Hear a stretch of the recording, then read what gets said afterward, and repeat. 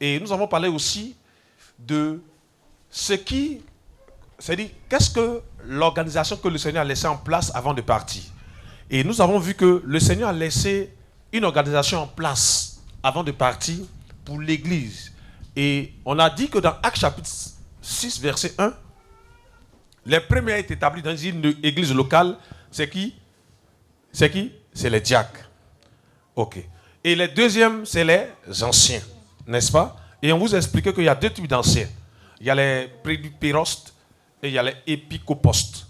Donc, on a vu qu'il y a les anciens selon l'âge, n'est-ce pas? Et il y a l'ancien selon la grâce de l'enseignement. Est-ce qu'on peut dire amen ce matin? Qui dit amen ce matin? Ok. Et en même temps, on a dit qu'on allait toucher l'aspect des 5 ministères selon Éphésiens chapitre 4, verset 11. Et donc, on a vu déjà l'apôtre. On avait vu l'apôtre dimanche passé. Vous êtes d'accord? Qui est d'accord avec moi? Amen. On a vu que l'apôtre, c'est celui qui envoie quoi? Qui se souvient? Qui bâtit les âmes, merci. L'apôtre, c'est celui qui suscite l'enseignement. C'est lui qui va mettre le fondement. Voilà. Comme Paul pouvait le dire. Il dit comme un sage architecte. On va prendre ce passage-là. Nous sommes dans 1 Corinthiens chapitre 3, versets 10 à 12. Prenez vos Bibles dans 1 Corinthiens chapitre 3, verset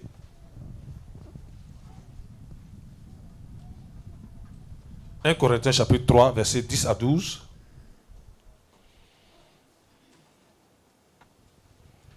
Corinthiens chapitre 3, verset 10. Selon la grâce de Dieu qui m'a été accordée. Alors, prenez tout le monde prend sa Bible. 1 Corinthiens chapitre 3. 1 Corinthiens chapitre 3, verset 10. Selon la grâce de Dieu qui m'a été donnée, j'ai posé le fondement comme un sage architecte et un autre bâtit dessus. Mais que chacun prenne garde à la manière dont il bâtit dessus, car personne ne peut poser un autre fondement que celui qui a été posé, savoir Jésus-Christ. Est-ce qu'on peut dire amen? Donc la Bible nous dit ici en 1 Corinthiens chapitre 3, verset 10 au verset 12, selon la grâce qui m'a été donnée, comme un sage architecte, j'ai posé le fondement et un autre bâti dessus. Donc, nous avons vu que un apôtre est celui qui pose le fondement de la vie chrétienne. Et l'un des fondements de la vie chrétienne, c'est la croix. Donc, un véritable apôtre de Jésus prêche la croix de Jésus. Qui dit amen avec moi? Un véritable apôtre de Jésus prêche le nom de Jésus. Qui dit amen avec moi? Un véritable apôtre de Jésus, c'est-à-dire prêche la sanctification au nom de Jésus. Un véritable apôtre de Jésus prêche le renoncement au nom de Jésus. Un véritable apôtre de Jésus prêche, écoutez-moi très bien, la repentance au nom de Jésus. Donc, l'apôtre a des messages qui vont bâtir la vie des chrétiens. Un apôtre n'a pas un message qui va vous exciter, non. Un apôtre a un message qui va vous révéler la personne de Jésus. Parce que, frères et sœurs, vous ne pouvez pas adorer un Dieu que vous ne connaissez pas. Qui dit amen avec moi? Vous savez, la Bible dit ceci. J'aime trop ce passage de Matthieu où le Seigneur est en discussion avec la femme samaritaine.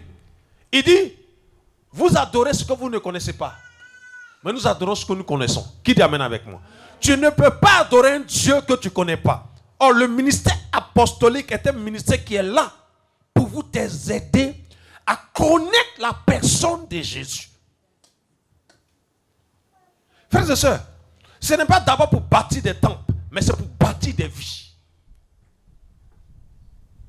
Ce n'est pas d'abord pour que vous puissiez, je ne sais pas, aller implanter des ministères ça et là. Non, pas d'abord ça.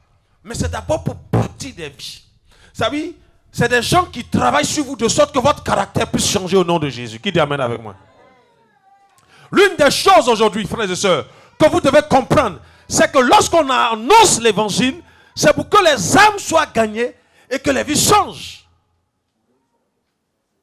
Si les vies ne changent pas, si quand on te prêche, tu n'arrives pas à être transformé, c'est que la parole de Dieu qu'on te donne, soit elle est altérée, soit elle est diluée. Alléluia. Donc, voici le ministère apostolique. C'était un ministère d'abord qui bâtit des vies. Et ensuite, 1 Corinthiens chapitre 3, verset 3 au verset 10. 1 Corinthiens chapitre 3, le verset 3. En effet, puisqu'il y a parmi vous de la jalousie et des disputes, n'êtes-vous pas charnels? Voilà, donc, ici c'était des chrétiens qui se disputaient. Donc, le Seigneur dit, n'êtes-vous pas charnels? Continue. Et ne marchez-vous pas selon l'homme? Quand l'un dit, moi, je suis de Paul, et un autre, moi, d'Apollos, n'êtes-vous pas des hommes? Qu'est-ce donc Apollos et qu'est-ce que Paul? Des serviteurs, par le moyen desquels vous avez cru. Est-ce qu'on peut dire Amen? Amen. Des serviteurs par le moyen par lequel vous avez cru. Donc, Paul et Apollos, n'est-ce pas, étaient des canaux. Donc, un apôtre, c'est un canal par lequel Dieu passe pour nous parler. Vous comprenez ce que j'ai dit ce matin? C'est pour ça, j'aime quand on échange avec vous, quand on prêche, j'aime que vous notez, vous écrivez. Parce que les enseignements que nous vous donnons, c'est afin de vous bâtir au nom de Jésus. Alléluia. Donc ça, c'était l'apôtre. Et nous allons finir avec l'apôtre, avec 1 Corinthiens chapitre 4, au verset 14. Verset 14. 1 Corinthiens chapitre 4, verset 14. Au verset 15. Ce n'est pas pour vous faire honte que j'écris ces choses, mais je vous avertis comme mes enfants bien-aimés. Car quand vous auriez 10 000 maîtres en Christ, vous n'avez cependant pas plusieurs pères, puisque c'est moi qui vous ai engendré en Jésus-Christ par l'évangile. Est-ce qu'on peut dire amen? Donc, un véritable apôtre, c'est un père. Alors, regardez quelque chose ici. Vous savez, aujourd'hui, souvent, tout le monde veut devenir père spirituel, mère spirituelle. J'entends ce mot-là. Bon, moi, c'est déjà un thème que j'aime pas trop. On est des serviteurs de Dieu. Dieu nous met sur des gens. C'est-à-dire, les gens sont sous nous. Et nous avons le devoir en tant que berger de pouvoir prendre soin d'eux. Est-ce qu'on peut dire amen? Ici, l'apôtre Paul, je pense qu'il avait vécu la même chose. À un moment donné, les gens cherchaient. Les gens, pasteur, il faut que tu sois mon père. Frères et sœurs, ce n'est pas parce que X ou Y est votre père dans la foi que vous allez réussir. Ce que vous donne de réussir vous-même, votre vie spirituelle, c'est l'intimité que vous avez avec le Seigneur Jésus. Il y a des gens qui ont de bons pères spirituels, mais leur vie est morose. Comme il y a des gens qui n'ont pas de bons pères spirituels, mais qui marchent selon la parole de Dieu. Donc, écoutez-moi bien, ce matin, cherchez plutôt à vous identifier au Seigneur, à avoir une intimité avec lui, à avoir des moments de consécration, d'intimité puissante, de sorte que quand on vous regarde, on dit, ce n'est plus toi qui vis, c'est Christ qui vit en toi. C'est ça. Que Pasteur Boni soit votre père, c'est normal parce qu'il vous a engendré dans le Seigneur. Mais attention, cela ne vous garantit pas le ciel. Un père spirituel ne garantit pas votre ciel. Mais un homme de Dieu, que Dieu utilise, écoutez bien ce matin, qui est un canal, comme Apollos et Paul, ont été des canaux par lesquels le Saint-Esprit de Dieu est passé pour toucher des vies. Alors, si le Seigneur passe par son serviteur pour vous annoncer la parole, que vous n'endurcissez pas vos cœurs, vous êtes bénis au nom de Jésus. Mais est-ce que si vous endurcissez vos cœurs, le Seigneur va vous visiter? Non. Donc, le Père spirituel, le Père dans la foi, peut être quelqu'un que Dieu utilise. Mais est-ce que toi, tu es une bonne terre? De sorte que, lorsque tu reçois la parole de Dieu, tu puisses, c'est-à-dire, l'accepter et la mettre en pratique. Voilà le problème aujourd'hui de beaucoup. Ils cherchent des pères, ils cherchent des mères. Et moi, mon pasteur, c'est pasteur Boni. Non, pasteur Boni n'est pas la garantie de mon salut. Est-ce qu'on peut dire amen fort? La garantie de mon salut, c'est le Saint-Esprit de Dieu qui utilise mon pasteur. Parce que je sais que les messages qu'il me donne sont des messages qui viennent du ciel et qui m'aideront à me rapprocher et à m'attacher à Dieu. C'est ça. C'est pour ça, je dis souvent aux gens, et je répète, on ne se bat pas sur les âmes du Seigneur. Comme souvent il arrive que des communautés se battent, ou des personnes, des pasteurs ou des serviteurs de Dieu se battent sur telle est mon âme. On ne fait pas ça. Toutes les âmes de la terre appartiennent à Jésus. Qui dit amen avec moi? Oui. Si quelqu'un est venu chez toi, que demain il ne se sent plus là, il veut partir. Let's go. Mais souvent, et plus que les gens ne s'attendent pas tellement à Dieu, vous savez ce qui se passe? Aujourd'hui, quand quelqu'un a un peu d'argent qui rentre dans une communauté, il veut quitter, il fait même du chantage au pasteur. Il fait du chantage. Pasteur, ton message est trop dur. Tu prêches trop comme ça. Il faut essayer de voir un peu. Un homme qui te dit ça, moi. Et ça, je le dis. Toutes les personnes qui vont me regarder, qui vont venir devant me dire, non, pasteur, voici, il faut changer un peu le message, on va payer les terrains. Parce que c'est comme ça que ça commence la séduction. Il faut chasser cette personne loin de toi au nom de Jésus. C'est une vipère. Et voilà comment beaucoup de bons serviteurs de Dieu ont échoué aujourd'hui. Parce qu'ils ont écouté le vieux prophète au lieu d'écouter Dieu qui lui avait donné la parole. Et c'est comme ça qu'aujourd'hui, beaucoup de gens qui viennent servir Dieu, qui ont l'amour pour servir Dieu, à un moment donné, ils commencent à écouter des gens qui vont les faire sortir. Et là, tu n'es plus un père. Un père, c'est la maturité. Est-ce qu'on peut dire amen avec moi? Un père, c'est celui qui écoute le Seigneur lui parler et qui arrive surtout à faire le discernement. Parce que l'une des choses qui manque aujourd'hui à beaucoup d'apôtres, c'est le discernement. Les gens n'arrivent plus à discerner. Quand quelqu'un a de l'argent, parce que je vais vous dire quelque chose. Vous savez pourquoi j'insiste sur ce fait-là? Parce que l'un des plus gros démons que le Seigneur m'a montré en vision, c'est le démon Mammon. Mammon va fatiguer beaucoup de pasteurs. Et ça a commencé depuis longtemps, pas aujourd'hui même. Mais encore à notre génération, ça va encore s'accentuer. Pourquoi? Parce que l'amour de l'argent va rentrer dans ton cœur. Il y a des gens aujourd'hui qui prophétisent pour avoir de quoi mettre sur la langue. Est-ce que vous comprenez ce que je suis en train de dire? Il y a des gens, on vend côte, on met sur la main, on vend t-shirt, on vend calendrier. Des fois, on vous dit, il faut placer le calendrier là dans le salon. C'est le calendrier là qui est le point de contact entre le ministère et toi. Vous voyez des choses comme ça. Et puis vous aussi, vous plaignez des catholiques, vous plaignez des statuts. De la même manière que tu as la photo de ton pasteur là. C'est comme ça aussi. Eux aussi, ils ont les statuts. Des gens qui vont agresser l'église catholique, ils agressent. Pendant qu'eux-mêmes, ils sont pires.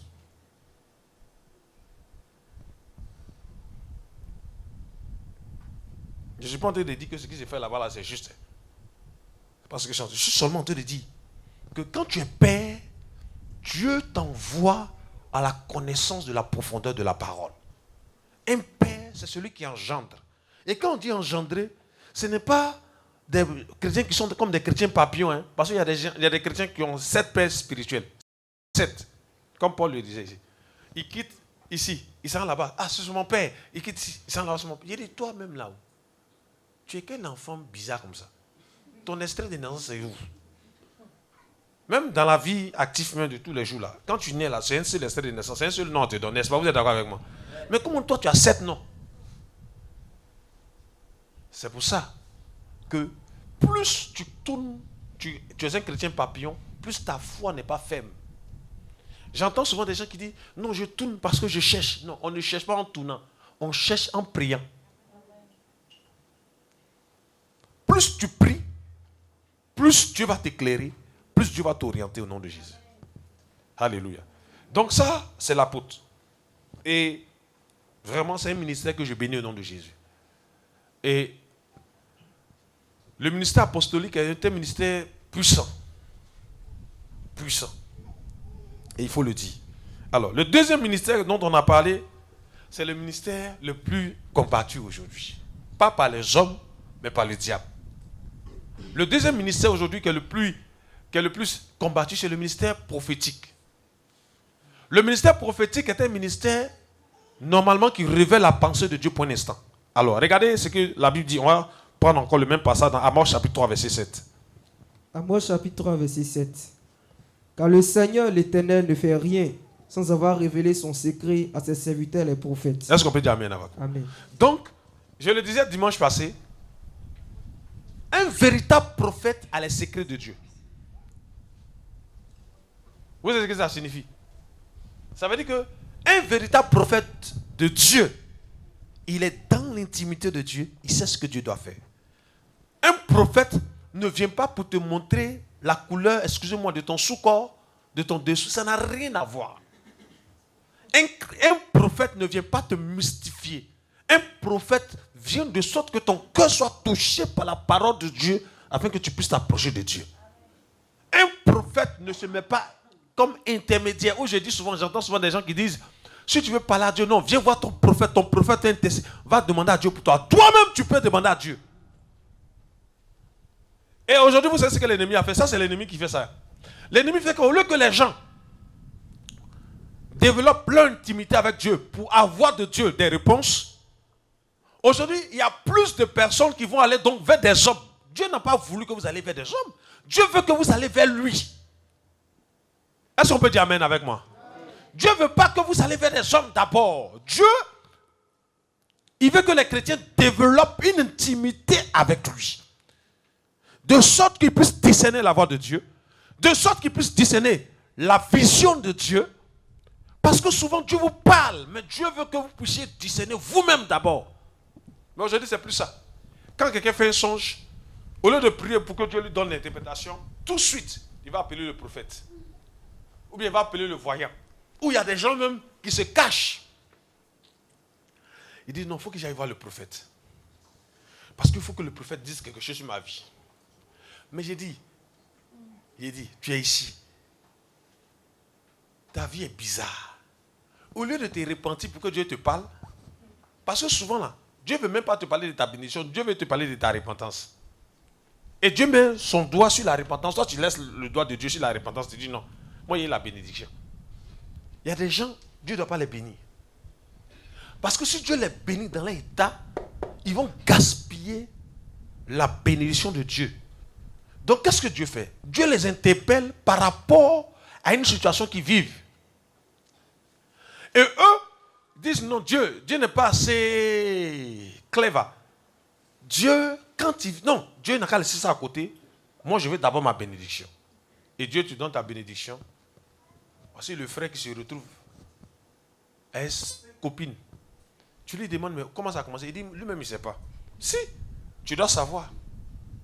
Quand tu es dans des choses bizarres, Dieu ne va jamais te demander de chercher ta bénédiction. Dieu va te demander de chercher la délivrance.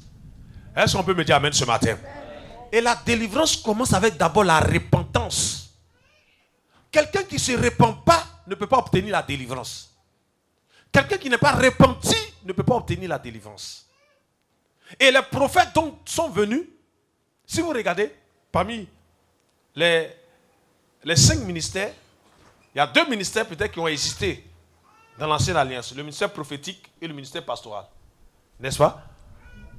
Et le ministère prophétique est un ministère vraiment dangereux contre le royaume de Satan. Et si vous regardez bien aujourd'hui, c'est ce ministère-là qui est bafoué. Il y a des gens qui ont décidé même que ce ministère-là n'existe plus. Pourquoi? Parce qu'aujourd'hui, on a des personnes, des prophètes, soi-disant prophètes, qui vendent huile, qui vendent l'eau, qui vendent sel, qui vendent bougies. Et au lieu que les gens prient pour obtenir quelque chose de la part de Dieu, les gens pensent que c'est avec les artifices. Donc, des éléments de la nature. Mais j'ai dit, c'est quand même bizarre. Hein? Quand quelqu'un te dit, il faut prendre ça, et puis tu vas jeter sur ta maison. Pendant que celui qui a créé ça, là, tu peux avoir accès à lui. Quand quelqu'un te dit, il faut parler à l'huile, pendant que tu peux avoir accès à celui qui a créé l'huile. Vous ne trouvez pas que c'est un peu bizarre? Pendant qu'il te dit, parle au soleil, parle au vent, parle ainsi, parle fait comme ça, parle à ta chaussure, parle à ton portefeuille. Mets caillou dans ton portefeuille. Mais en vous adressant à tous ces éléments-là, il y a un créateur. Est-ce qu'on peut dire Amen avec moi? La Bible déclare que maintenant nous avons accès au trône de gloire. Maintenant nous pouvons parler à Jésus. Avant ce n'était pas possible. Parce qu'il y avait une voile qui nous séparait. Alléluia. Mais maintenant, à cause de la mort de Jésus il y a 2000 ans, le voile du temple s'est déchiré. Alléluia. Et la Bible déclare que nous avons accès au trône de gloire. Et maintenant que nous avons accès au trône de gloire, nous devons donc parler à Dieu. Dieu veut nous répondre. Mais ce n'est pas ce que nous voyons aujourd'hui. Non. Aujourd'hui, qu'est-ce qu'on voit? Aujourd'hui, on voit des gens qui veulent chercher les miracles, chercher les bénédictions. Des gens qui veulent voir la manifestation de la puissance de Dieu. Mais Dieu ne se manifeste pas comme ça. Dieu n'opère pas des miracles comme ça. Alors vous savez ce qui va se passer? Les gens maintenant, les prophètes, il va y avoir un réveil de faux prophètes. Et c'est de ça que je vais parler aujourd'hui. Nous sommes dans Matthieu chapitre 24. Aujourd'hui, nous allons parler du réveil des faux prophètes. Matthieu chapitre 24. Matthieu chapitre 24.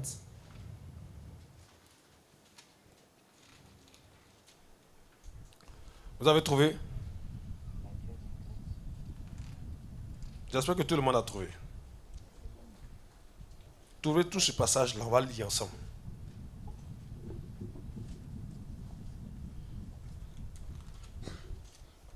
Matthieu chapitre 24.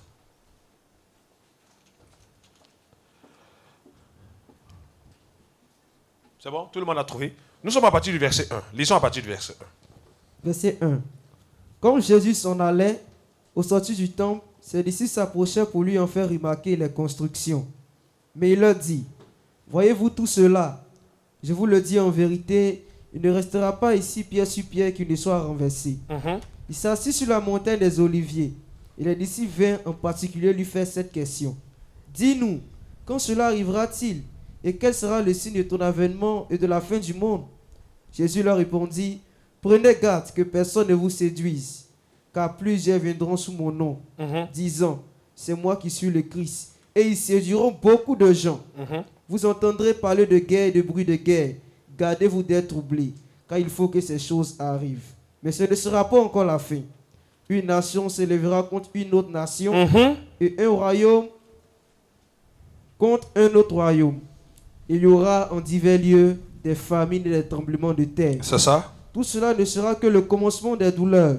Alors on vous livrera au tourment, et l'on vous fera mourir, et vous serez haïs de toutes les nations à cause de mon nom. Écoutez très bien. Oui, continue. Alors aussi plusieurs succomberont, et ils se trahiront, se haïront les uns les autres. Plusieurs faux prophètes s'élèveront. Ah, c'est bizarre. On n'a pas dit plusieurs apôtres, on n'a pas dit plusieurs évangélistes, pasteurs, mais ici Jésus parle. Jésus dit plusieurs faux prophètes.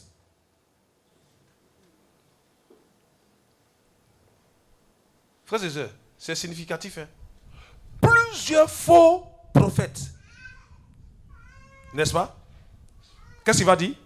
S'élèveront et ils séduiront beaucoup de gens. Ah, c'est une prophétie. Ça veut dire que ce n'est pas parce qu'un prophète a une foule immense derrière lui qui signifie que Dieu est avec lui.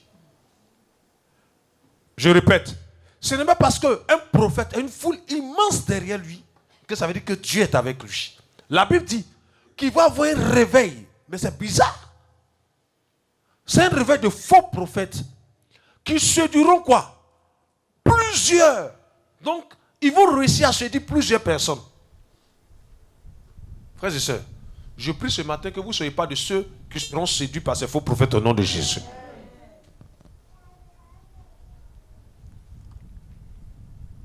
Vous voyez?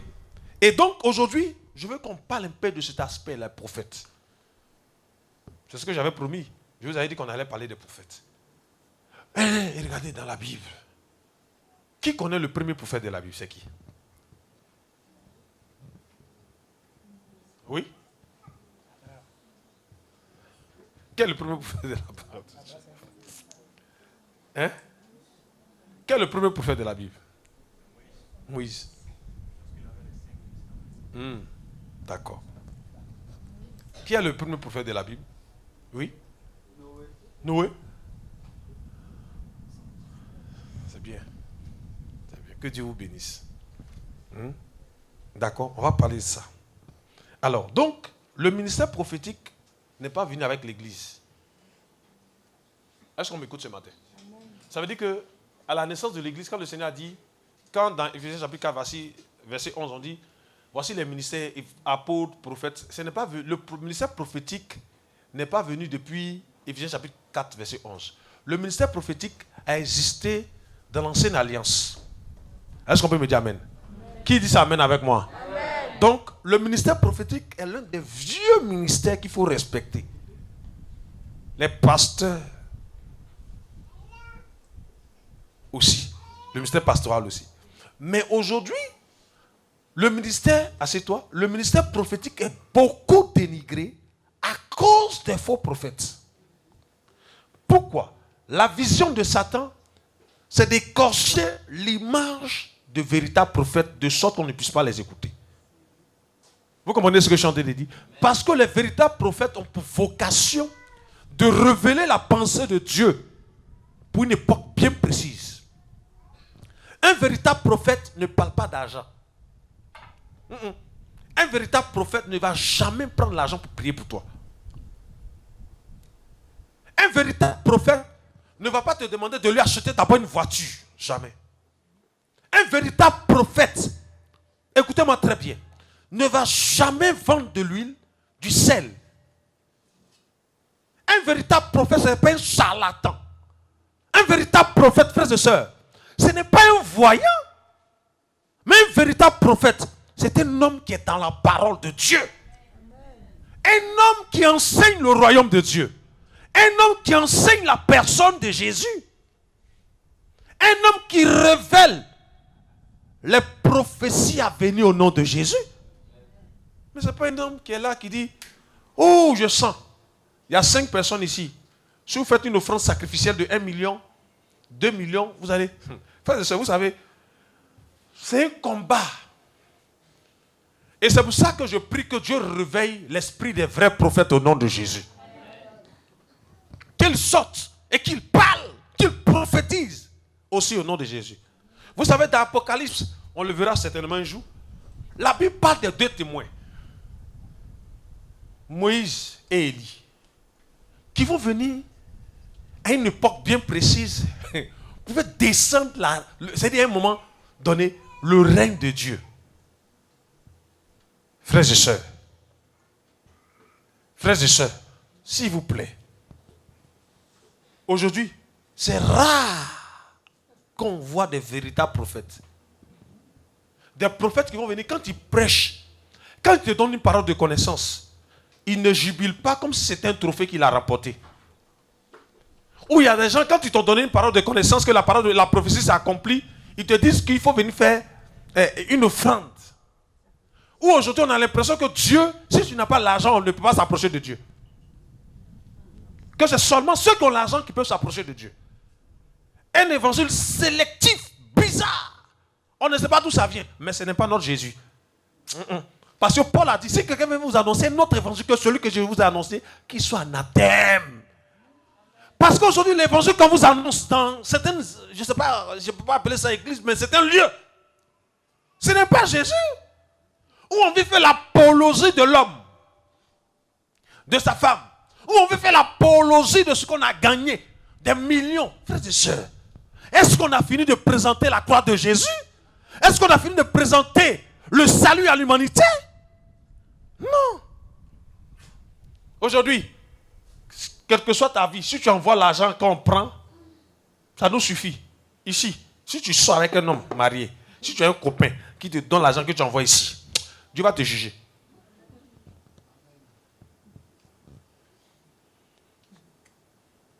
Si tu es ici, que ton copain te donne l'argent, que tu envoies ça ici, tu vas regretter. Si tu es ici, que ta copine te donne l'argent, que tu veux offrande, tu vas regretter. On n'a pas besoin de cet argent, il faut moyen ça toi seul. Parce que le Dieu d'Abraham, d'Isaac et de Jacob peut prendre soin de son œuvre. Est-ce qu'on peut dire amen ce matin? Oui. Mais le problème, c'est qu'aujourd'hui, on a rendu les chrétiens bizarres. Et la bizarrerie est devenue comme quelque chose de normal. Un homme, un prophète, va dire, va te laver. Parce que sur ta vie, il y a des ténèbres. Mais est-ce que vous savez qu'on n'a pas lutté contre la chair et le sang? Les esprits contre lesquels nous combattons là ne sont pas charnels. Ce sont des esprits spirituels. C'est-à-dire ce sont des esprits. Donc, on ne les combat pas avec le... Je vois des gens qui mettent sel devant les potes. Non, il faut verser un peu de sel. Si tu mets un peu de sel, c'est le bonheur. Le bonheur, c'est Jésus seul qui donne ça. Si c'était ça, les gens qui vendaient sel, ils allaient être les plus bénis du monde. Est-ce qu'on peut dire amen? Les fabricants d'huile sont les plus riches du monde. Il y a des gens ici. On a déjà versé l'huile sur ta tête matin quand le soir. Tu ne seras jamais riche. On ne devient pas riche avec l'huile sainte. Oh, je vais vous décourager ce matin. Les prophètes, les faux prophètes vous ont trop menti. Je vois ta destinée. Je vois que dans ta destinée, il y a une lignée, la lignée. Et puis toi aussi, tu trembles. Je vais faire une offrande, fais une offrande. Si tu fais une offrande, tu arraches la parole. Ou bien tu es en train de prêcher, tu vois des gens qui courent, qui viennent mettre dans le panier. Qui vous a dit qu'en faisant ça, c'est là que la parole de Dieu va dans ton cœur? Sème sur la parole, sème. Vous ne possédez rien. Parce que la parole de Dieu, ce n'est pas comme ça qu'on la possède. La parole de Dieu, on la possède dans l'application. Si tu la possèdes vraiment, tu vas la mettre en application au nom de Jésus.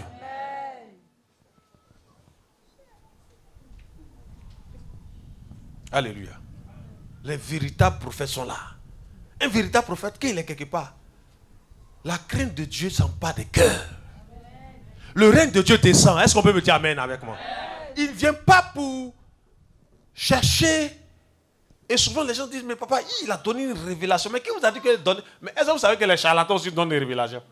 Les marabouts donnent des révélations. Mais la seule chose qu'un faux prophète ne peut pas faire, il ne peut pas prêcher la parole de Dieu. Il ne peut pas. Il ne peut pas. Parce qu'il va tourner, à la fin, c'est l'argent. Il finit tout son message, hein, et puis à la fin, il dit, je veux 10 personnes à gauche.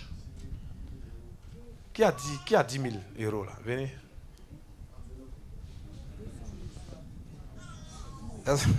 Est-ce qu'on peut dire amen? Et puis vous aussi, vous savez pourquoi vous êtes impressionné? Parce que vous ne lisez pas vos Bibles, vous ne priez pas. Vous n'êtes pas consacré. Donc, comme ils savent que vous n'aimez pas la prière, eux ils vont prier à votre place pour que ce qui est dans votre poche là vienne dans leur poche. Mais c'est vrai. Aujourd'hui, il y a beaucoup de gens qui n'aiment pas la prière, qui n'aiment pas se sanctifier. Ton pasteur a pris la place de ta prière. Tu es foutu. Et c'est lui qui décide, qui dit, ma fille, sans que tu pries cette nuit, c'est moi, il y a un homme de Dieu qui te dit ça, faut dire c'est faux. Le sacerdoce dans lequel nous sommes donne à tous les chrétiens du pouvoir élever la voix vers Dieu au nom de Jésus. Le sacerdoce dans lequel nous sommes donne à tous les enfants de Dieu de se soumettre à la parole de Dieu. Ton prophète que tu as, ton faux prophète que tu as, je ne parle pas des vrais prophètes, je suis en train de parler des faux prophètes aujourd'hui. Il y a trop de faux prophètes dans la ville. Un homme qui vend mangue, un homme qui vend pomme, il vend huile, il vend orange. Ou bien il dit qu'ici, là, lui, la piscine. Faut qu'il te lave dans la piscine là, pour que toi, il appelle la piscine, là, il agite la... Les gens sont en train de vous mentir. Comme vous aussi, vous n'avez pas d'intimité avec le Seigneur et que vous êtes ignorant de la parole de Dieu, vous savez ce qui s'est fait? Ils jouent sur votre ignorance. Ils font que vous avez peur. Ou bien on dit, hey, dans 3 mois, on voit que tu as mouru. Il faut qu'on fasse une prière pour toi. J'ai dit, oh. Ou bien on dit, je vois que ta maman est sorcière. Ton papa est sorcier. Et aujourd'hui, il y a beaucoup de chrétiens qui sont sous des malédictions parce qu'on leur a dit les mères ou les pères sorciers et qu'ils ont commencé à dénigrer. Le jour que tu vas commencer à dénigrer ton père, ta mère, tu es sous la malédiction. Même s'ils sont sorciers, ce sont tes parents, c'est eux qui t'ont mis au monde. Non, j'espère que ça rentre ce matin. J'ai dit, même si ton papa est féticheur, c'est ton papa. Même si le sorcier, c'est ton papa. Et l'une des choses que Dieu t'a donné, le sorcier n'a pas. C'est que la Bible dit que celui qui est en nous est plus fort que celui qui est dans le monde. Mais pourquoi les chrétiens sont peureux? Vous êtes tellement peureux que maintenant ça se passe physiquement. Tu veux frapper ta maman, tu veux frapper ton papa. Tu veux que c'est qu'on bloque ta vie. Mais quand tu prends la peine de prendre ta langue pour parler mal de ton père, de ta mère, tu te mets sur une malédiction. Car la Bible dit, honore ton père et ta mère. S'ils sont sorciers, mais toi tu as l'onction de Dieu avec toi. S'ils sont sorciers, délivre-les au nom de Jésus. Si tu n'arrives pas à les délivrer, laisse-les et consacre-toi au nom de Jésus. Si tu n'arrives pas encore à les délivrer, c'est que ta vie n'est pas consacrée. C'est pour ça que tu n'arrives pas. Mais quand tu es un oint, même s'il y a des sorciers, quand ils te voient, ils n'ont pas peur. Il y a plein de gens ici, là, décembre arrive, ils ne vont pas voir voyager.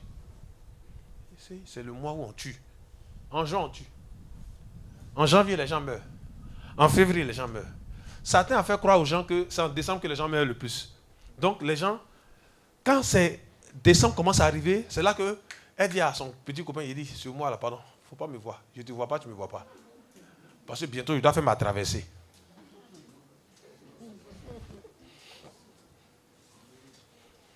Est-ce qu'on peut dire amen? C'est ça. Donc, l'une des choses, frères et sœurs, que vous devez comprendre, c'est dans 3 Jean. On va parler maintenant des faux prophètes. 3 Jean. 3 Jean, chapitre. Il y a combien de chapitres là-bas, je crois? Un seul. 3 Jean, chapitre 9. 3 Jean, chapitre, pardon. Le verset 9, au verset 10. 3 Jean, verset 9. J'ai écrit quelques mots à l'église. Écoutez bien. Mais Diotrephe qui aime à être le premier parmi eux. Vous qui cherchez à être les premiers parmi tous les jours là. Voilà. Ça c'est le signe d'un faux prophète. Vas-y. C'est pourquoi je vais vous voir. Je rappellerai les actes qu'il commet. En tenant compte de méchants propos. Non content de cela, il ne reçoit pas les frères. Et ceux qui voudraient le faire, il les en empêche et les chasse de l'église. Vous voyez? Est-ce que vous voyez ici? Ça c'est Diotrephe. Les Diotrephes n'aiment pas la vérité. Il y a des Diotrephes, c'est-à-dire, si jamais tu l'as dit la vérité, c'est-à-dire, par exemple, à l'assemblée ici, le pasteur a fait quelque chose qui n'est pas correct, et puis le frère béni monte pour lui parler, puis il chasse le frère béni. Il y a des communautés où tu ne peux pas parler au pasteur. C'est pas vrai? Quelque chose qu'il fait. Même s'il vend drogue, même s'il fait quelque chose, tu n'as pas le droit de parler. Mais attends, vous êtes foutus. Vous aussi, vous les chrétiens, vous êtes dedans. Comment vous voyez quelqu'un qui prend l'argent de la communauté? Vous voyez, c'est ça là qui les énerve quand ils disent ça là. À cause de ça, ils ont attaqué notre page Facebook. Je vais dire ça. Ils ont attaqué la page. Ils nous ont signalé pour dire que ce que nous on fait dans c'est pas bon. Comment quelqu'un peut prendre l'argent de la communauté pour s'encaparer pendant qu'il y a des veuves, pendant qu'il y a des orphelins? Et lui grossit et l'église maigrit. Et parce qu'on dénonce ça, il va aller nous signaler. Que Dieu les bénisse. Mais notre front est trop dur maintenant. C'était avant. Là où nous sommes. Que Dieu rende encore plus fort nos messages au nom de Jésus. Amen. 2 Timothée chapitre 4 verset 3. Regardez ce que la Bible dit. 2 Timothée chapitre 4 verset 3. 2 Timothée chapitre 4 verset 3. Lis à partir du verset 1 même. Verset 1. Je t'en conjure devant Dieu et devant Jésus-Christ qui doit juger les vivants et les morts, et au nom de son apparition et de son royaume. Prêche la parole. Prêche la parole. Insiste en toute occasion, favorable ou non. Reprend, censure, exhorte, avec toute douceur et en instruisant. Car il viendra un temps où les hommes ne supporteront pas la saine doctrine. Mais ayant la démangeaison d'entendre les choses agréables, ils se donneront une foule de docteurs selon leurs propres désirs. Ah! Il va arriver un temps où les gens ne vont plus supporter, comme Diotrephe là. Diotrephe là, il y a des Diotrephes parmi les gens. Hein. C'est les Diotrephes là, quand ils nous écoutent, cœur. Ils disent, mais pasteur, est-ce que tu es obligé de dire ça comme ça? Est-ce que vous aussi vous êtes obligé de prendre l'argent là comme ça? Mais bien sûr. Pourquoi? Parce que Je ne pourrai jamais accepter qu'on rende pauvres les chrétiens. Parce qu'aujourd'hui, qu'est-ce qu'on a fait? On a rendu les chrétiens pauvres. Au lieu qu'on instruive les chrétiens à prier, à jeûner et à travailler, c'est-à-dire, les prophéties qu'on vient vous donner, moi, c'est pourquoi quand quelqu'un vient me donner une prophétie, pasteur, je te vois, tu vas être riche. Je dis, mais attendez, je suis déjà riche, il faut laisser ça. Mais bien sûr, la Bible dit même qu'il faut examiner la prophétie. Il y a des choses, ça édifie nullement. Oh non, pasteur, je vois que tu es grand. Je dis, il est grand, il fait 1m85. Vous voyez? Oui, et c'est la vérité. Oh non, pasteur, je vois que tu vas voyager. J'ai fait ça hier, je suis fatigué. Je vois, maman. Maman, je te vois voyager. Je vois que tu as l'enfance. Tu as venu. Maman, tu as venu devant. J'ai fait une onction d'huile pour toi. Tu fais une offrande de 500 000. Je te vois partir. Maman, c'est de l'escroquerie déguisée. Dieu, écoutez-moi très bien. Qui vous a dit que le voyage est synonyme de réussite? Et des chrétiens aujourd'hui, on en fait croire aux chrétiens que tous ceux qui vont voyager vont réussir. Et les chrétiens, maintenant, commencent à se battre pour voyager. Des chrétiens qui vont aller jusqu'à passer sur la mer. Et dire que c'est Dieu qui les a conduits. Menteuse que vous soyez, menteur. Si Dieu veut te faire voyager, il y a des voies établies par nos autorités. Passeport, visa, aéroport, international, avion, tu es parti. Tu vas utiliser tous les rouages de corruption comme des chrétiens qui achètent des diplômes. Des chrétiens qui achètent des diplômes et puis ils pensent que c'est Dieu qui les a bénis. Et puis ils viennent de rendre témoignage. Tu es ici, tu as acheté des diplômes. Il faut venir ici. Vous rentrez, tu vas voir ce que Dieu va te faire. Un chrétien n'achète pas de diplôme. Est-ce qu'on peut me dire amen? Non, vous ne dites pas bien amen. Un chrétien n'achète pas certificat, doctorat, concours. Un chrétien ne va pas passer concours d'ENA et puis il a donné 2 millions déjà pour qu'on écrive son nom. C'est de la corruption. Un chrétien n'est pas dans la corruption au nom de Jésus. Amen.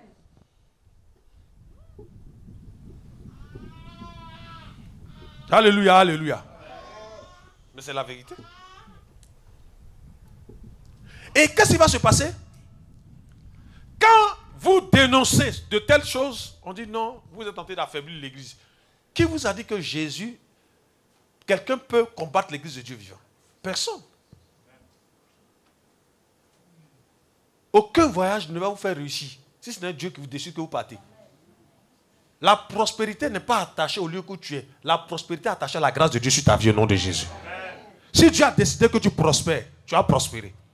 Tous les chrétiens ne seront pas milliardaires. C'est un faux message. C'est faux et c'est archi faux. Ceux qui vous ont dit que tous les chrétiens seront riches sur la terre, c'est des menteurs. Mais regardez-moi des choses comme ça. Oh non, vous serez prospère. C'est faux. Ne travaillez pas, vous allez voir si vous serez prospère. Des chrétiens paresseux. Des chrétiens qui ne se lèvent pas tôt le matin.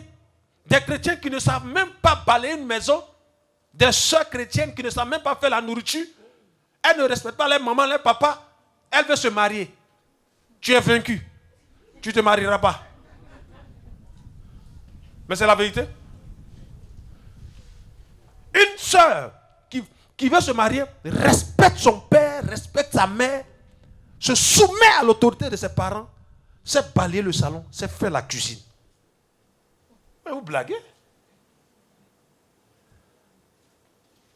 Elles sont là, c'est chrétiennes, c'est mèche rouge, tu mets sur ta tête. Mèche humaine, tu cherches à mettre.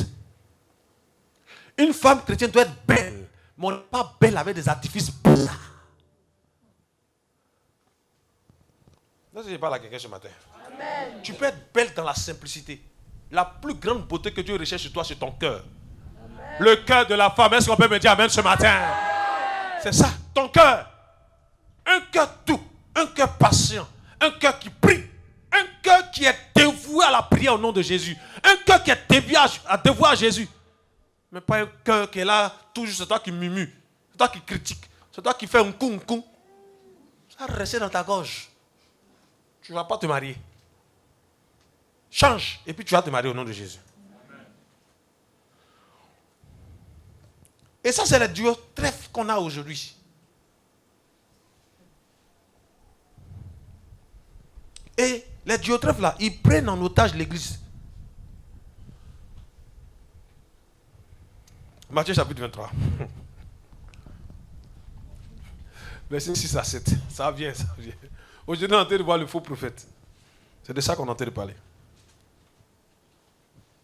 Matthieu 23, le verset 6. Ils aiment la première place dans les festins et les premiers sièges dans les synagogues. Hey! Ils aiment être salués dans les places publiques. Oui. Et être appelés par les hommes rabbi, rabbi. Voilà. Vous qui aimez qu'on vous appelle père. Il y a des gens même qui disent si tu ne m'appelles pas papa, il ne faut pas me saluer. Ah, ça vous est vrai. Faut pas me saluer. Oui. Si tu passes là, si tu me salues, et souvent je vois des chrétiens maintenant pour saluer un homme de Dieu, il faut le respecter. Est-ce qu'on peut me dire amen avec moi? Ne manquez jamais de respect à un homme de Dieu. Respectez les hommes de Dieu. Quel que soit ce qu'ils font. Écoutez bien, quel que soit ce qu'ils font, respectez-les. Mais n'acceptez jamais des faux messages qu'ils donnent. N'acceptez jamais ça. Il faut les respecter. Mais, si c'est un faux, là il faut le dénoncer au nom de Jésus. Et n'aimez pas les premières places. Il y a des gens qui aiment être premiers. Or, voici un signe. Voici quelques signes des faux prophètes. Nous sommes dans 2 Pierre 2, verset 17. Lis à partir du verset 15. 2 Pierre chapitre 2. Ça, c'est l'apôtre Pierre. L'apôtre Pierre même. 2 Pierre, le chapitre 2. Oui, lis à partir du verset 15.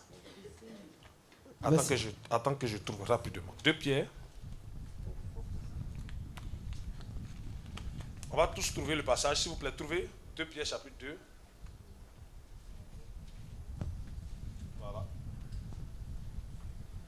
Lis à partir du verset 1. Verset 1. Oui. Il y a eu parmi le peuple de faux prophètes. Il y aura de même parmi vous de faux docteurs qui introduiront des sectes pernicieuses et qui, régnant le maître qui les a rachetés, attireront sur eux une ruine soudaine. Plusieurs les suivront dans leur dissolution. C'est ça. Et la voix de la vérité sera calmée à cause d'eux. C'est ça. Par cupidité, ils trafiqueront de vos moyens de paroles trompeuses. Par quoi? Par le moyen de paroles trompeuses. Non, par quoi? Par quoi? S'il vous plaît. Regardez ici ce matin. Levez la tête. La cupidité, c'est quoi? Donc, il y a des gens qui trafiquent la parole de Dieu à cause de l'argent. Vous voyez un peu ça? Et souvent quand j'en parle, vous pensez que c'est parce que non. C'est parce que effectivement le Seigneur ouvre nos yeux afin de comprendre. Par cupidité. Je lis dans ma version, je lis au verset 1. Il dit, il y a eu de faux prophètes parmi le peuple. De même, il y a parmi vous de faux docteurs. Il y a parmi vous de faux docteurs. Qui produiront insidieusement des hérésies, dans ma version, de perdition. Et qui, régnant le maître qui les a rachetés, attireront une ruine soudaine. Donc, regardez, c'est des personnes qui ont été rachetées. C'est des personnes que Dieu a sauvées. Mais à un moment donné, qui vont se détourner de la foi. Il dit, beaucoup les suivront dans leur dérèglement. Et à cause de la voix de la vérité sera calomniée. Il dit, par cupidité, ils vous exploiteront au moyen de paroles trompeuses. Mais depuis longtemps, leur condamnation est en marche. Et leur perdition n'est pas en sommeil. Car si Dieu n'a pas épargné les anges qui avaient péché, mais qui les a livrés et précipités dans les abîmes des ténèbres, où ils sont retenus en vue du jugement. S'il n'a pas épargné le monde ancien, mais s'il a préservé 8 personnes dont Noé, prédicateur de la justice, lorsqu'il fit venir le déluge sur le monde d'impies. Il dit, s'il a condamné à la destruction et réduit en cendres les villes de Sodome et Gomorrhe, leur donnant comme exemple aux impies à venir. Mais s'il a délivré Lot, le juste, profondément affligé par la conduite déréglée de ces criminels. Car ce juste qui habitait au milieu d'eux torturait jour après jour son âme de juste à cause des iniquités qu'il voyait ou entendait. Verset 9. C'est donc que le Seigneur s'est délivré de l'épreuve les hommes pieux et réservé les injustes pour les châtier au jour du jugement. Verset 10. Il dit, ceux surtout, dans un appétit de sueur, recherchent les plaisirs charnels et méprisent l'autorité spirituelle du Seigneur.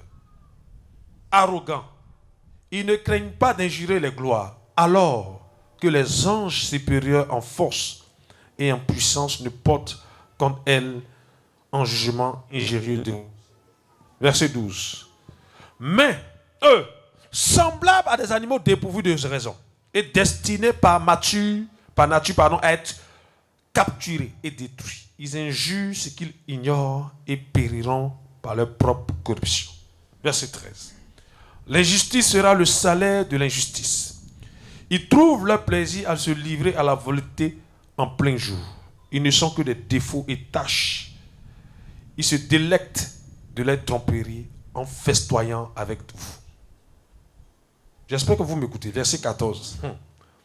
Il dit ceci. Ils ont les yeux pleins d'adultère, insatiables de péché. Ils séduisent les âmes mal affermies. Ils ont le cœur exercé à la cupidité. Ce sont des enfants de malédiction. Verset 15. Après avoir quitté le droit chemin, ils se sont égarés en suivant la voie de Balaam, fils de Béor, qui aima le salaire de l'injustice, qui fut repris sa propre transgression. Une bête de somme muette fit entendre une voix humaine et arrêta la démence du prophète. Verset 17.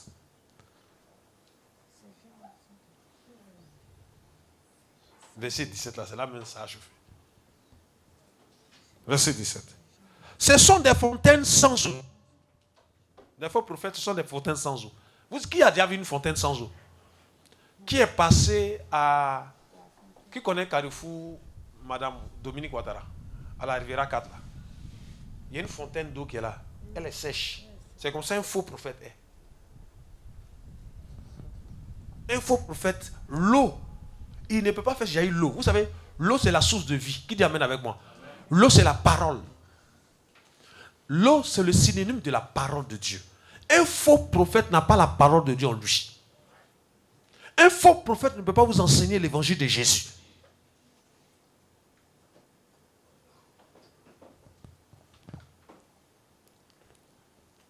Il dit ce sont des fontaines sans eau. Des nuages que chasse la tempête.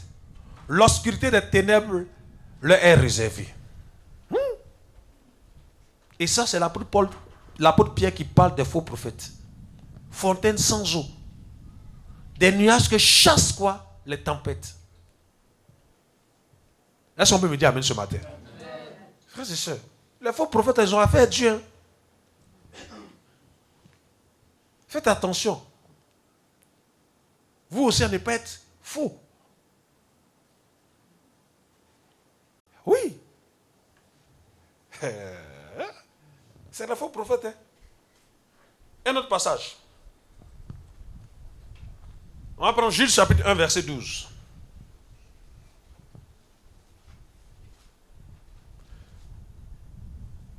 Des fontaines sans eau.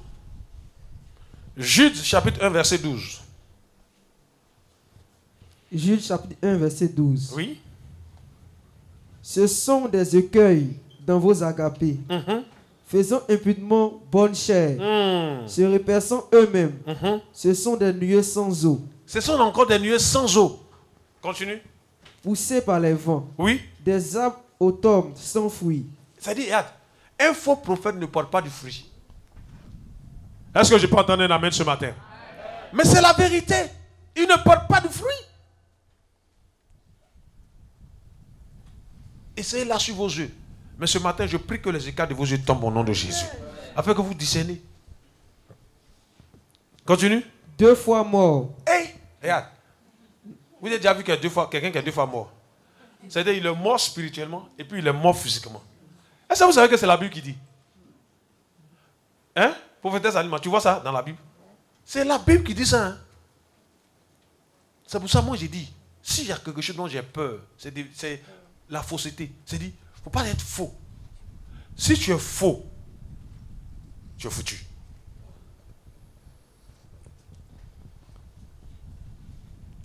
Nous sommes dans Luc chapitre 11, verset 52.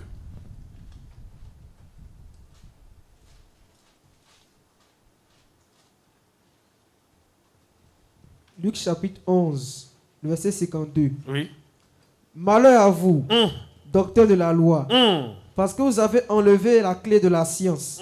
Vous n'êtes pas entré vous-même et vous avez empêché d'entrer ceux qui le voulaient. Voilà. Aujourd'hui, il y a des gens qui font que vous perdez votre relation avec Dieu. Alors, je vous explique. Regardez ici. Regardez, levez la tête. Un homme de Dieu qui te dit qu'il faut prendre une pierre noire, ou bien un caillou noir de ton village pour envoyer pour qu'il fasse agent prophétique. Mais c'est un sorcier. C'est un faux prophète.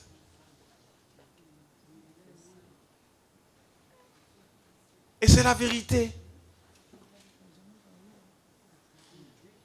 Pour délivrer quelqu'un, je ne sais pas, il dit, pour que quelqu'un soit délivré des liens héréditaires, il faut que la personne se convertisse au nom de Jésus.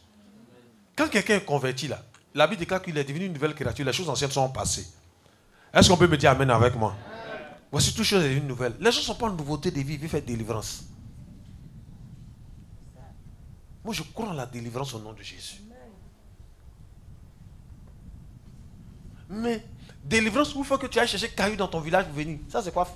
C'est-à-dire c'est les marabouts qui... Et puis, les gens ont commencé à... Et aujourd'hui, il y a tellement de faux prophètes qui se font... C'est-à-dire, plus le Seigneur revient, plus ces faux prophètes-là sont en train de faire des choses graves.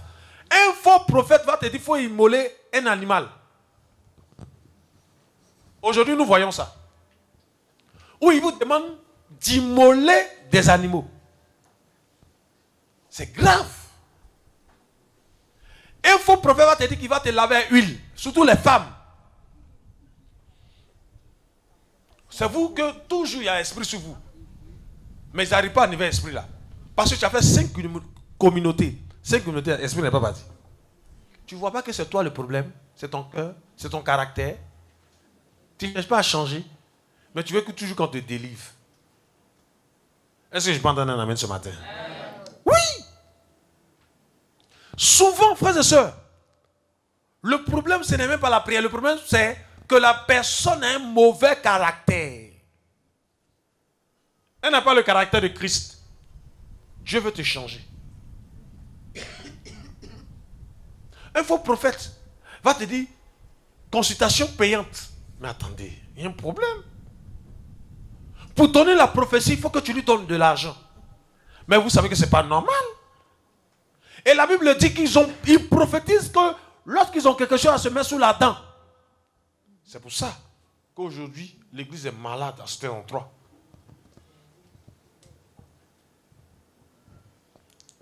Alléluia. Et regardez ce que Matthieu chapitre 6, verset 24 à 34 dit.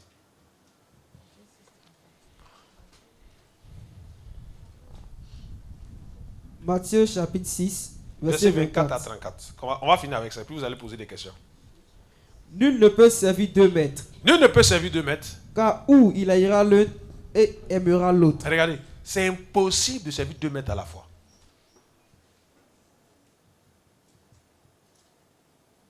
Est-ce que vous le savez? Est-ce que vous savez que c'est impossible de servir 2 maîtres à la fois? Qui dit amen ici avec moi? Qui dit amen fort avec moi? 2 maîtres, tu ne peux pas suivre Jésus et Satan en même temps. C'est pourquoi je dis souvent aux gens, vous ne pouvez pas servir Dieu et maman. Il y a des personnes qui servent Dieu pour avoir de l'argent. Continue la lecture, il reste ce que la Bible dit. Ou il s'attachera à l'un et méprisera l'autre. Vous ne pouvez servir Dieu et maman. Bon, vous ne pouvez servir Dieu et maman. Quand vous regardez dans tout ce qu'on a lu là, vraiment l'amour de l'argent c'est la racine de tous les maux. Est-ce que vous savez ça? Oui. Hein?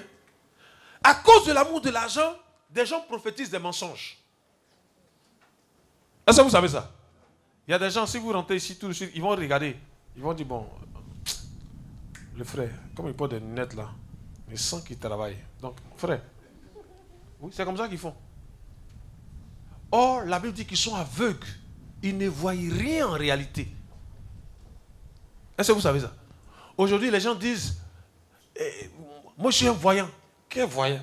Jésus n'a pas besoin de voyant. Jésus a besoin de son esprit qui soit répandu sur tout au nom de Jésus. La révélation est pour nous les enfants de Dieu. La Bible dit en Deutéronome 28, verset 28, que les choses cachées sont en nous et les choses révélées sont en nous, à nos enfants, au nom de Jésus. Qui dit Amen avec moi? Qui dit Amen avec moi? La Bible dit que Dieu ne fait rien sans avoir averti ses prophètes. Donc, même quand il y a des choses qui doivent arriver, Dieu va te prévenir. Mais vous laissez, comme vous n'avez pas d'intimité avec le Seigneur qui doit vous révéler ces choses-là, les gens vont vous mystifier. Un gars il vient en touche. Il commence à trembler sa canne. Il met sa canne sur toi. Toi aussi tu tombes. Quand tu te lèves, il va te dire, va prendre tout l'argent qui est dans ta banque. Envoie-moi, j'ai fait ça.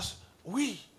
Et j'ai vu des gens qui ont tout perdu parce qu'ils étaient ignorants de la parole de Dieu. Et quand vous êtes ignorant de la parole de Dieu, vous êtes des proies potentielles à ce qu'on puisse vous escroquer. Et quand on vous escroquez, on a créé la douleur dans votre cœur. Hein. C'est fini. Si demain, écoutez-moi bien, si demain, il y a des gens qui sont venus dans cette communauté-là, ils n'allaient plus à l'église. Ils ne partaient plus à l'église parce qu'ils sont découragés. Vous savez, le découragement vient comment? Par les faux prophètes. Ils vont créer des choses qui vont vous blesser, qui vont blesser les âmes du Seigneur. Et les âmes du Seigneur ont l'impression que toutes les églises de réveil, les églises qui parlent de Dieu, sont des églises qui aiment l'argent. C'est faux. Nous tous, on ne cherche pas l'argent. Est-ce qu'on peut dire Amen avec moi? Amen. Dieu aussi a ses serviteurs qui sont venus pour annoncer le royaume, qui sont venus pour parler de lui. Mais aujourd'hui, tout le monde, quand tu dis que tu es pasteur, tu es prophète, les gens disent, pardon, vous là, on vous connaît. Et même chez les autres, chez les bergers, c'est rentré aussi là-bas. Vous ne connaissez pas. Hein? L'amour de l'argent, quel que soit ce que tu es, ça peut t'attraper. C'est pour ça, pour ne pas que l'amour de l'argent arrive dans ton cœur, il faut être un homme désintéressé au nom de Jésus. Un homme qui est désintéressé a pour objectif le ciel. Et quand tu as pour objectif le ciel, l'argent n'est pas ton fort. Mais si vous n'êtes pas désintéressé, vous savez ce qui va se passer? Les gens vont commencer à vous dire, quand je te regarde, tu dois être prospère. Toi aussi tu es là, tu dis, Seigneur, je dois être prospère. Seigneur, je dois prospérer, je dois prospérer. Et on ne prospère pas par la prière, on prospère par le travail. Est-ce qu'on peut me dire Amen ce matin? C'est pourquoi il y a beaucoup de chrétiens qui sont pauvres. Parce qu'on vous a fait croire qu'on prospère par la prière. Qui vous a dit ça? Il y a le temps de la prière, il y a le temps du jeûne, il y a le temps du travail. Si tu n'es pas équilibré, tu seras pauvre. Tu peux avoir une bonne vie de prière, une bonne vie de consécration, et puis tu vas être misérable. Tu sais pourquoi? Parce que tu ne vas pas comprendre que quand on prie, quand on jeûne, on travaille. Aujourd'hui, beaucoup de gens disent qu'un pasteur ne doit pas travailler. Un prophète ne doit pas travailler. Oh! Dieu merci qu'ils ont commencé à comprendre. Beaucoup ont commencé à comprendre. Parce que beaucoup ne vont plus donner dîmes et puis action prophétique, tout ça, ils ne vont plus donner. Les gens ne vont plus donner. Parce que la connaissance va croître. Et plus la connaissance croît, les gens comprennent qu'à faire des dîmes là, on dirait c'est bizarre. Maintenant, il y a des gens qui disent on ne donne pas dîme. On enlève la dîme. C'est-à-dire, ils veulent changer même le thème. Ils disent on ne prend pas la dîme, hein, on apporte la dîme. Depuis là, ça ne prend pas. Pourquoi? Les gens vont se poser la question. Parce que dîme là, c'est pour le pasteur ou bien c'est pour l'église? Il y a d'autres qui disent non, c'est pour le pasteur. Donc les pasteurs ont des salaires et puis nous aussi, on n'a rien. Et les gens commencent à se poser des questions. Et à force des dîmes, des gens se séparent. Mais quand vous regardez dans le fond, c'est l'argent. C'est l'argent qui apporte des divisions dans les grandes communautés aujourd'hui. Quand une communauté est puissante financièrement, si Dieu ne vous a pas appris dès le début à gérer l'argent comme il se doit selon la parole de Dieu, c'est fini. Vous êtes foutu. quand vous allez arriver devant, vous savez ce qui va se passer? Vous allez vous combattre. Parce qu'aujourd'hui, les gens se combattent à cause de l'argent. Frères et sœurs, que l'amour de l'argent se loigne de vous au nom de Jésus. Que Dieu vous en donne, hein, mais que l'argent ne soit jamais votre maître. Dites amen au nom de Jésus. Ne laissez jamais l'argent vous dominer. Travaillez pour avoir l'argent, pour souvenir à vos besoins. Si Dieu a décidé que vous soyez riche, vous serez riche au nom de Jésus. Mais vous ne serez pas riche en restant sur une parole qu'on t'a donnée en 2010. On m'a dit, je serai riche. Donc tu dors, tu jeûnes, tu pries. Si le Seigneur a dit que tu seras riche, travaille pour que la parole puisse s'activer dans ta vie au nom de Jésus. Que Dieu vous bénisse. Est-ce qu'on peut acclamer le Seigneur ce matin? Alléluia.